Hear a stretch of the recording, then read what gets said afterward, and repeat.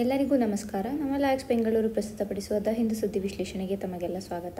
ಇಂದು ನಾವು 19 August 2024 Bengaluru edition news ಪೇಪರನ್ನು ನೋಡಲಿದ್ದೇವೆ. ಮೊದಲ ಆರ್ಟಿಕಲ್ ನೋಡೋಣ. 12% of tested Spice samples fail quality safety standards. ನಮಗೆಲ್ಲ ಗೊತ್ತಿದೆ, ಏಪ್ರಿಲ್ ಮೇ ಮಂತ್ನಲ್ಲಿ ಏನಾಯಿತು ಅಂತ ಅಂದರೆ MDH ಮತ್ತು ಎವರೆಸ್ಟ್ ಮಸಾಲಾ ಬ್ರ್ಯಾಂಡ್ಗಳು ಏನಿದ್ದಾವೆ, ಆ ಒಂದು ಮಸಾಲಾ ಬ್ರ್ಯಾಂಡ್ಗಳಲ್ಲಿ ಹರ್ಬಿಸೈಡ್ಸ್ ಮತ್ತು ಪೆಸ್ಟಿಸೈಡ್ಸ್ ಅಂದರೆ ರಾಸಾಯನಿಕಗಳನ್ನು ಪತ್ತೆ ಹಚ್ಚಲಾಗಿತ್ತು ಆ ಒಂದು ಕಂಪನಿಗಳ ಸ್ಪೈಸಸಲ್ಲಿ ಅಂತ ಒಂದು ರಿಪೋರ್ಟ್ ಬಂದಿತ್ತು. ಅದರಿಂದ ನಮ್ಮ ಎಕ್ಸ್ಪೋರ್ಟ್ಸ್ ಏನಾಗ್ತಾಯಿತ್ತು ಅಂದರೆ, ಈಗ ಬೇರೆ ಭಾರತ ಸ್ಪೈಸ್ ಕ್ಯಾಪಿಟಲ್ ಆಗಿರೋದ್ರಿಂದ ಬೇರೆ ದೇಶಗಳಿಗೆ ಹೆಚ್ಚಾಗಿ ನಾವು ರಫ್ತನ್ನು ಮಾಡ್ತಾಯಿದ್ವಿ. ಸೊ ಯಾವಾಗ ಈ ಒಂದು MDH ಮತ್ತು ಎವರೆಸ್ಟ್ನಲ್ಲಿ ಫರ್ಟಿಲೈಸರ್ಸ್ ರಾಸಾಯನಿಕಗಳಿವೆ ಅಂತ ಗೊತ್ತಾಯಿತು, UK ಇರ್ಬೋದು, USA ಇರ್ಬೋದು, ಈ ಒಂದು ದೇಶಗಳು ಈ ಸ್ಪೈಸನ್ನು ಏನು ಇಂಪೋರ್ಟ್ ಮಾಡ್ಕೊತಾ ಇದ್ವಿ, ಏನು ರಫ್ತು ಮಾಡ್ತಾಯಿದ್ವಿ ನಾವು, ಅದನ್ನು ನಿಲ್ಲಿಸ್ಬಿಟ್ರು. ಸೊ ಹಾಗಾಗಿ ಈ FSSAI ಏನಿದೆ, food safety standards authority of India ಏನಿದೆ, ಇದು ಈ ಒಂದು ವಿಚಾರಗಳ ಕುರಿತಾಗಿ ಇನ್ವೆಸ್ಟಿಗೇಷನನ್ನು ಮಾಡಿತ್ತು. ಸೊ ಅದು ಒಂದು ಟೆಸ್ಟ್ ಮಾಡಿದಾಗ ಅದರಲ್ಲಿ ಕೂಡ 12% ಸ್ಪೈಸ್ ಸ್ಯಾಂಪಲ್ಸ್ ಏನಿದೆ ಅವು ಕ್ವಾಲಿಟಿ ಟೆಸ್ಟನ್ನು ಫೇಲ್ ಆಗಿದ್ದಾವೆ. ಆ ಕ್ವಾಲಿಟಿ ಟೆಸ್ಟ್ ಏನು FSSAI ಕಂಡಕ್ಟ್ ಮಾಡಿತ್ತು, ಆ ಕ್ವಾಲಿಟಿ ಟೆಸ್ಟಲ್ಲಿ ಫೇಲ್ ಆಗಿದ್ದಾವೆ ಅಂತ ಅಂದ್ಬಿಟ್ಟು ಒಂದು ರಿಪೋರ್ಟನ್ನು ಹೇಳಿದೆ. ಸೊ ಇಂಡಿಯಾ ಸ್ಪೈಸ್ ಕ್ಯಾಪಿಟಲ್ ಆಗಿದೆ, ಅಂದರೆ ಸ್ಪೈಸಸ್ನ ಲಾರ್ಜೆಸ್ಟ್ ಪ್ರೊಡ್ಯೂಸರ್ ಕೂಡ ಹೌದು, ಕನ್ಸ್ಯೂಮರ್ ಕೂಡ ಹೌದು, ಹಾಗೆ ಎಕ್ಸ್ಪೋರ್ಟರ್ ಕೂಡ ಹೌದು.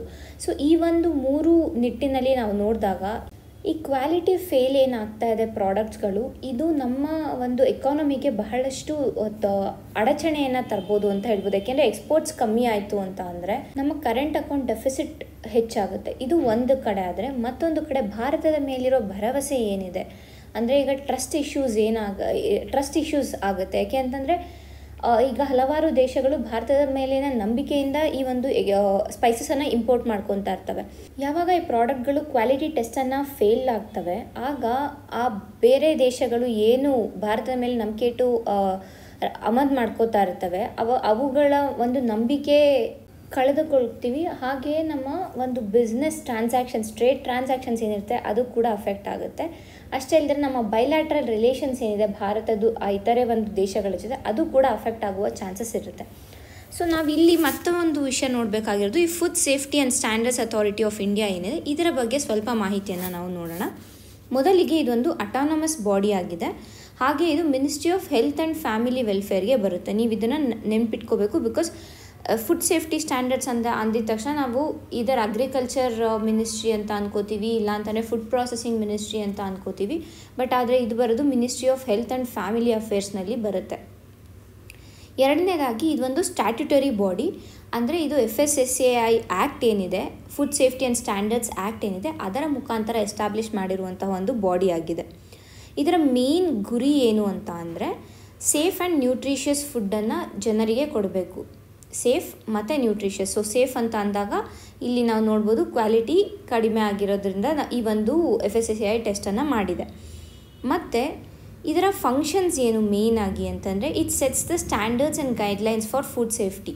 ಅಂದರೆ ಈಗ ಒಂದು ಪ್ರಾಡಕ್ಟ್ ಮಾರ್ಕೆಟಿಗೆ ಬರಬೇಕು ಅಂತಂದರೆ ಅದು ಯಾವ ರೀತಿಯಾದ ಒಂದು ಸ್ಟ್ಯಾಂಡರ್ಡ್ಸನ್ನು ಮೀಟ್ ಮಾಡಬೇಕು, ಮತ್ತು ಯಾವ ರೀತಿಯಾದ ಒಂದು ಕ್ವಾಲಿಟಿ ಟೆಸ್ಟ್ಗಳನ್ನು ಅದು ಪಾಸ್ ಮಾಡಬೇಕು ಅನ್ನೋದನ್ನೆಲ್ಲ ಏನು ಗೈಡ್ಲೈನ್ಸ್ ಬೇಕು ಅದನ್ನು ಈ FSSAIನೇ ಕೊಡೋದು. ಅದರ ಜೊತೆಗೆ ಈ ಲೈಸೆನ್ಸ್ ಕೊಡೋದೇನಿರುತ್ತೆ, ಇಲ್ಲ ಸರ್ಟಿಫಿಕೇಷನ್ ಏನಿರುತ್ತೆ ಫುಡ್ ಪ್ರಾಡಕ್ಟ್ಸ್ಗೆ, ಅದನ್ನು ಕೂಡ FSSAI ಕೊಡೋದು. ಮತ್ತು ಲ್ಯಾಬೊರೇಟರೀಸ್ ಏನಾದರೂ ಎಸ್ಟಾಬ್ಲಿಷ್ ಮಾಡಬೇಕು ಅಂತ ಅಂದರೆ, ಮತ್ತು ಗೌರ್ಮೆಂಟ್ ಏನಾದ್ರು ಪಾಲಿಸೀಸನ್ನು ಫ್ರೇಮ್ ಮಾಡಬೇಕು ಅಂದರೆ ಅದಕ್ಕೆ ಸಜೆಷನ್ಸ್ ಕೊಡೋದಿರ್ಬೋದು. ಈ ರೀತಿಯಾದ ಒಂದು ಫಂಕ್ಷನ್ಸನ್ನು FSSAI ಮಾಡ್ಕೊಂಡು ಬಂದಿದೆ. ಸೊ ಇಷ್ಟು ಈ ಆರ್ಟಿಕಲ್ನಲ್ಲಿ ಸಿಗೋ ಇನ್ಫಾರ್ಮೇಷನ್ ಆಗಿದೆ. ಮುಂದಿನ ಆರ್ಟಿಕಲ್ ನೋಡೋಣ. ಈ ಮುಂದಿನ 4 ಆರ್ಟಿಕಲ್ಗಳು ಏನಿದ್ದಾವೆ ಇವಷ್ಟೂ ಕರ್ನಾಟಕದಲ್ಲಿ ಇತ್ತೀಚೆಗೆ ತಂದಂತಹ ಒಂದು ಲೋಕಲ್ ಕೋಟಾ ಬಿಲ್ ಏನಿದೆ ಅದರ ಕುರಿತಾಗಿ ಈ ಒಂದು 4 ಆರ್ಟಿಕಲ್ಗಳು ಕೂಡ ಮಾತನಾಡ್ತಾ ಇದೆ. ಅಂದರೆ ಯಾವ ರೀತಿಯಾಗಿ ಇದು ಮೈಗ್ರೆಂಟ್ ಲೇಬರರ್ಸ್ ಅಂದರೆ ವಲಸೆ ಕಾರ್ಮಿಕರಿಗೆ ಯಾವ ರೀತಿಯಾಗಿ ಅಫೆಕ್ಟ್ ಮಾಡುತ್ತೆ ಅಂತ. ಅಂದರೆ ಈ 4 ಸದರನ್ ಸ್ಟೇಟ್ಸ್ ಏನಿದೆ, ನಮ್ಮ ಕರ್ನಾಟಕ ಇರ್ಬೋದು, ಆಂಧ್ರ ಪ್ರದೇಶ ಇರ್ಬೋದು, ತಮಿಳುನಾಡು ಇರ್ಬೋದು, ಕೇರಳ ಇರ್ಬೋದು, ಈ 4 ಪ್ರದೇಶಗಳಲ್ಲಿ ಮೈಗ್ರೆಂಟ್ ವರ್ಕರ್ಸ್ ಯಾವ ರೀತಿಯಲ್ಲಿ ನಮ್ಮ ಒಂದು ಎಕಾನಮಿಗೆ ಅಫೆಕ್ಟ್ ಮಾಡ್ತಾ ಇದ್ದಾರೆ, ಹಾಗೆ ಈ ಬಿಲ್ನಿಂದ ಯಾವ ರೀತಿಯಾದ ಒಂದು ತೊಂದರೆಗಳು ಅವರಿಗೆ ಆಗುತ್ತೆ ಅಂತ ಈ ಒಂದು 4 ರಾಜ್ಯಗಳನ್ನು ನಿಟ್ಟಿನಲ್ಲಿ ಇಟ್ಕೊಂಡು ಈ ಒಂದು ಆರ್ಟಿಕಲ್ಸ್ಗಳನ್ನು ಪಬ್ಲಿಷ್ ಮಾಡಿದ್ದಾರೆ. ಸೊ ಇಲ್ಲಿ ನಾವು ಈ 4 ಸ್ಟೇಟ್ಸಲ್ಲಿ ಯಾವ ರೀತಿಯಾಗಿ ವಲಸೆ ಕಾರ್ಮಿಕರು ಎಕಾನಮಿಗೆ ಕಾಂಟ್ರಿಬ್ಯೂಟ್ ಮಾಡ್ತಾ ಇದ್ದಾರೆ, ಹಾಗೆ ಅವರಿಗೆ ಏನು ತೊಂದರೆ ಆಗ್ತಾ ಇದೆ, ಹಾಗೆ ಅವರು ಯಾವ ರೀತಿಯಾಗಿ ಬೆನಿಫಿಟ್ ಪಡ್ಕೋತಾ ಇದ್ದಾರೆ, ಈ ಒಂದು ವಿಚಾರಗಳನ್ನು ನಾವು ಈ 4 ಆರ್ಟಿಕಲ್ಗಳಲ್ಲಿ ನೋಡಲಿದ್ದೇವೆ. ಸೊ ಮೊದಲಿಗೆ ಬಂದು ಕರ್ನಾಟಕ ಗಿಗ್ ಸೆಕ್ಟರ್ ಬಗ್ಗೆ ಮಾತಾಡ್ತಾ ಇದ್ದಾರೆ. ನಮಗೆಲ್ಲ ಗೊತ್ತಿದೆ ಕರ್ನಾಟಕ ಅಂದಿದ ತಕ್ಷಣ ನಮಗೆ ಫಸ್ಟ್ ನೆನಪಾಗೋದೆ ಬೆಂಗಳೂರಿನಲ್ಲಿರೋ ಗಿಗ್ ವರ್ಕಿಂಗ್ ಸೆಕ್ಟರ್. ಯಾಕೆ ಅಂತಂದರೆ ಇಲ್ಲಿ IT ಸೆಕ್ಟರ್ ಇರೋದ್ರಿಂದ, MNCಗಳಿರೋದ್ರಿಂದ ಸುಮಾರು ಜನರು ಈ MNCಗಳಲ್ಲಿ ವರ್ಕ್ ಮಾಡೋರು ಇರ್ಬೋದು, ಎಲ್ಲರೂ ಬೇರೆ ಕಡೆಯಿಂದ ಬಂದಿರೋರೇ ಇದ್ದಾರೆ. ಪ್ಲಸ್ ಅವರಿಗೆ ಟೈಮ್ ಶಾರ್ಟೇಜ್ ಇರೋದ್ರಿಂದ ಯೂಶ್ವಲ್ ಆಗಿ ಅವರು ಕ್ಯಾಬ್ಗಳನ್ನು ಬುಕ್ ಮಾಡ್ಕೋತಾರೆ, ಮತ್ತು ಫುಡ್ ಆರ್ಡರ್ ಮಾಡೋದಕ್ಕೆ ಇರ್ಬೋದು, ಇಲ್ಲ ಮತ್ತು ಬೇರೆ ಏನಾದರೂ ಶಾಪಿಂಗ್ ಮಾಡೋದಕ್ಕೆ ಇರ್ಬೋದು, ಈ ಎಲ್ಲದಕ್ಕೂ ಕೂಡ ಅವರು ಆ್ಯಪ್ಗಳನ್ನು ಯೂಸ್ ಮಾಡ್ತಾರೆ. ಈಗ ಊಬರ್ ಇರ್ಬೋದು, ಓಲಾ ಇರ್ಬೋದು, ಇಲ್ಲ ಅಂತಂದರೆ ಝೊಮ್ಯಾಟೊ, ಸ್ವಿಗ್ಗಿ, ಡನ್ಝೋ, ಝೆಪ್ಟೋ, ಈ ಎಲ್ಲ ಆ್ಯಪ್ಗಳನ್ನು ಬಳಸ್ತಾರೆ. ಸೊ ಈ ಎಲ್ಲ ಆ್ಯಪ್ಗಳಲ್ಲೂ ಕೂಡ ನಾವು ಡೆಲಿವರಿ ಪಾರ್ಟ್ನರ್ಸನ್ನು ನೋಡ್ತೀವಿ. ಸೊ ಈ ಡೆಲಿವರಿ ಪಾರ್ಟ್ನರ್ಸ್ ಇರ್ಬೋದು, ಇಲ್ಲ ಇಲ್ಲಿ ಕ್ಯಾಬ್ ಡ್ರೈವರ್ಸ್ ಇರ್ಬೋದು, ಇವರೆಲ್ಲ ಬಂದು ಗಿಗ್ ಸೆಕ್ಟರ್ಗೆ ಸೇರ್ತಾರೆ. ಏನು ಈ ಗಿಗ್ ಎಕಾನಮಿ ಅಂತ ಅಂದರೆ, ಈ ಗಿಗ್ ಎಕಾನಮಿ ಅಂತಂದರೆ ಇದು ಒಂಥರ ಇನ್ಫಾರ್ಮಲ್ ಸೆಕ್ಟರ್ ಆಗಿರುತ್ತೆ. ಅಂದರೆ ಯಾವುದೇ ರೀತಿಯಾದ ಒಂದು ನಿರ್ದಿಷ್ಟ ರೂಲ್ಸ್ ಆ್ಯಂಡ್ ರೆಗ್ಯುಲೇಷನ್ಸ್ ಇರ್ಬೋದು, ಲಾಗಳಿರ್ಬೋದು, ಮತ್ತು ಏನು ಈ ಪೆನ್ಷನ್ ಸ್ಕೀಮ್ ಇದೆ ಫಾರ್ಮಲ್ ಸೆಕ್ಟರಲ್ಲಿ, ಆಮೇಲೆ ಕಾಂಟ್ರಾಕ್ಟ್ ಇದೆ, ಈ ಎಲ್ಲವೂ ಈ ಒಂದು ಗಿಗ್ ಸೆಕ್ಟರಲ್ಲಿ ಇರೋದಿಲ್ಲ. ಆದರೆ ಈ ಗಿಗ್ ಎಕಾನಮಿ ಏನಿದೆ, ಇದರಿಂದ ಭಾರತದ ಎಕಾನಮಿಗೆ, ಆರ್ಥಿಕತೆಗೆ ಬಹಳಷ್ಟು ಹೆಲ್ಪ್ ಆಗ್ತಾಯಿದೆ. ನಾವು ಈ ಗಿಗ್ ಸೆಕ್ಟರ್ ಬಗ್ಗೆನೇ ಹಲವಾರು ನ್ಯೂಸ್ಗಳನ್ನು ಹಿಂದಿನ ವೀಡಿಯೋಗಳಲ್ಲಿ ನೋಡಿದ್ದೀವಿ.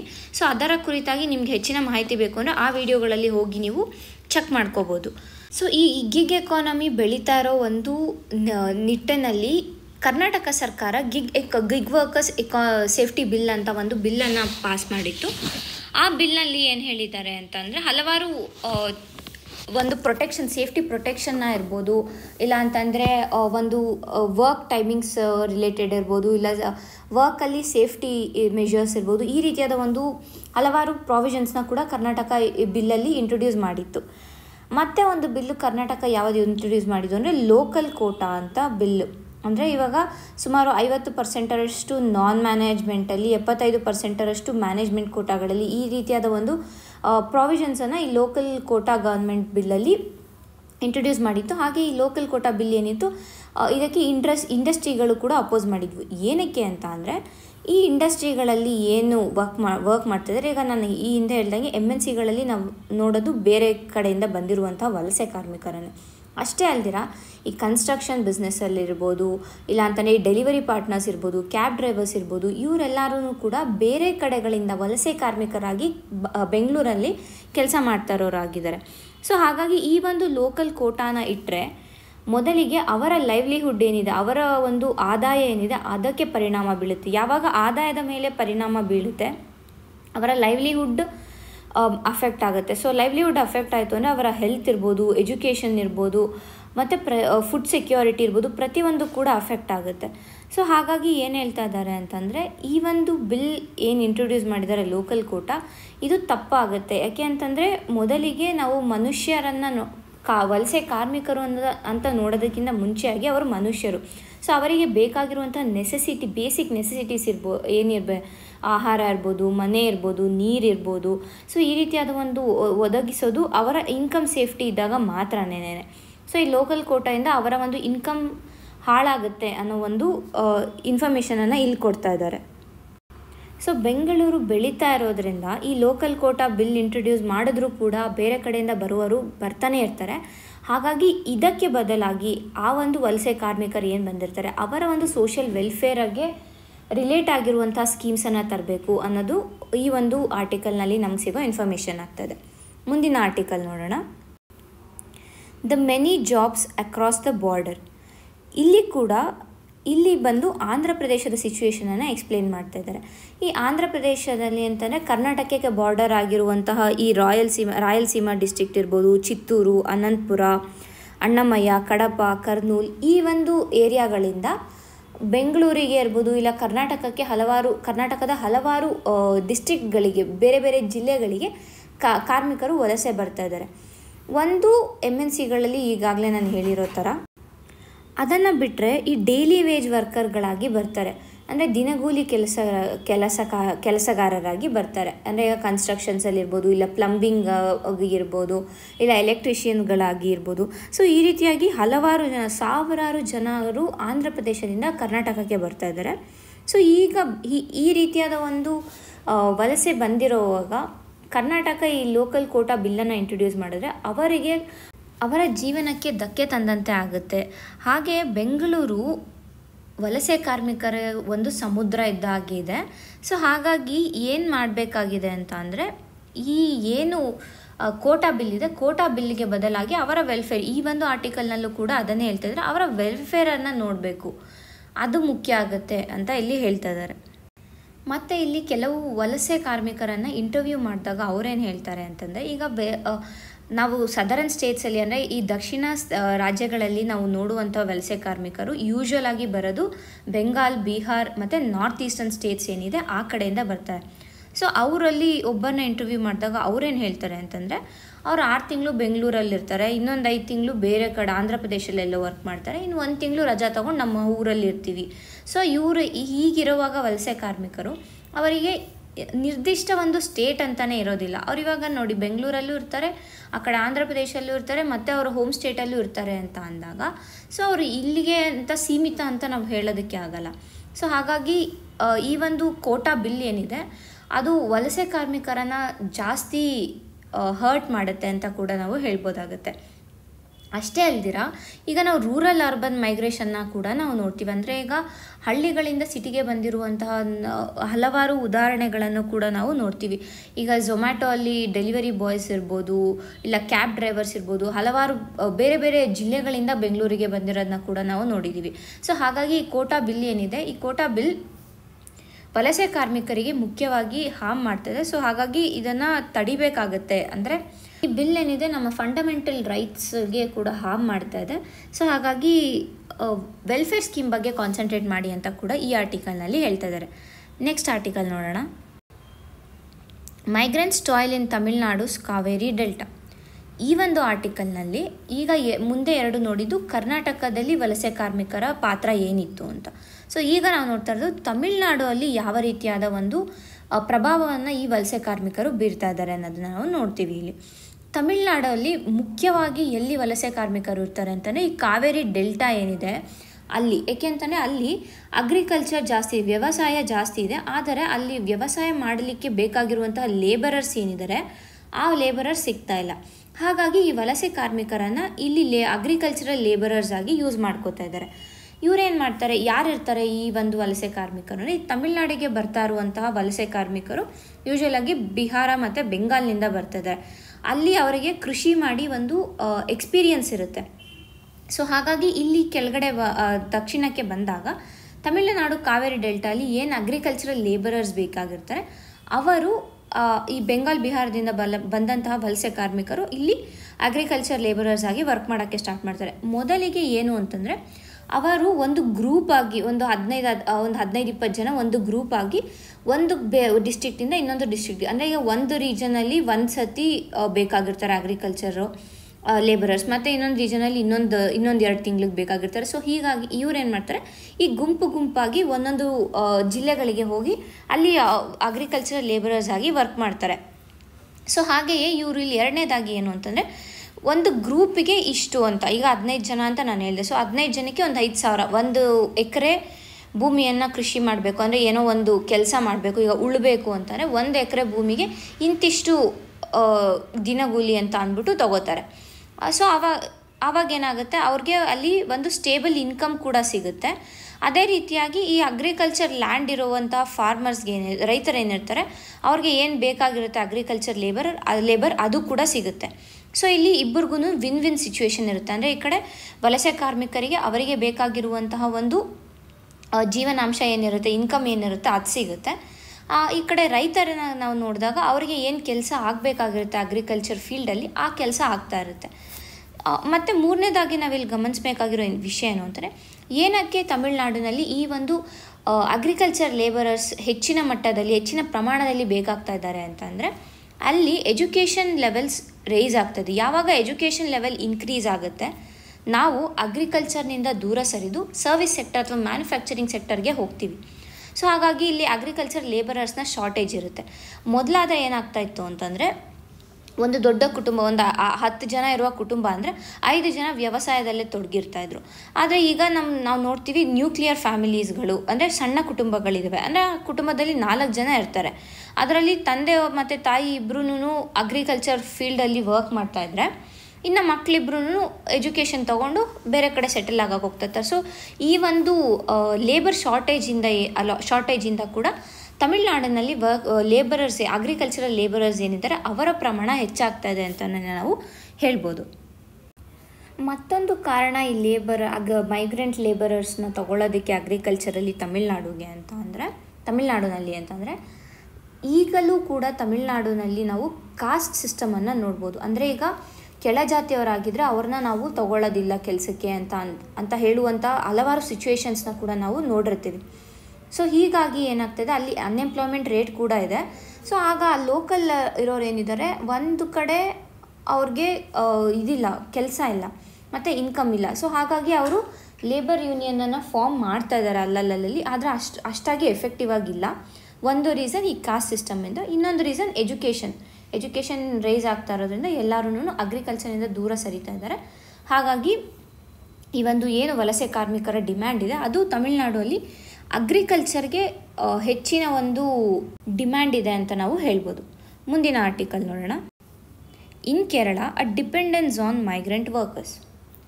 ಕೇರಳದಲ್ಲೂ ಕೂಡ ಇದೇ ಪರಿಸ್ಥಿತಿ ಇದೆ. ಏನು ಅಂತಂದರೆ, ಸುಮಾರು 50%ಗಿಂತ ಹೆಚ್ಚಿನ ಕೆಲಸಗಳಲ್ಲಿ ಎಲ್ಲನೂ ಕೂಡ ವಲಸೆ ಕಾರ್ಮಿಕರನ್ನೇ ಕೆಲಸ ಮಾಡ್ತಾ ಇರೋದು.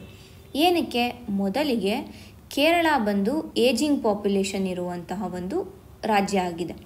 ಯಾಕೆ ಏಜಿಂಗ್ ಪಾಪ್ಯುಲೇಷನ್ ಅಂತಾರೆ? ನಮಗೆಲ್ಲ ಗೊತ್ತಿದೆ, ಕೇರಳದಲ್ಲಿರೋ ಟೋಟಲ್ ಫರ್ಟಿಲಿಟಿ ರೇಟ್ ಏನಿದೆ ಅದು 2.0ಗಿಂತ ಕಡಿಮೆ ಇದೆ.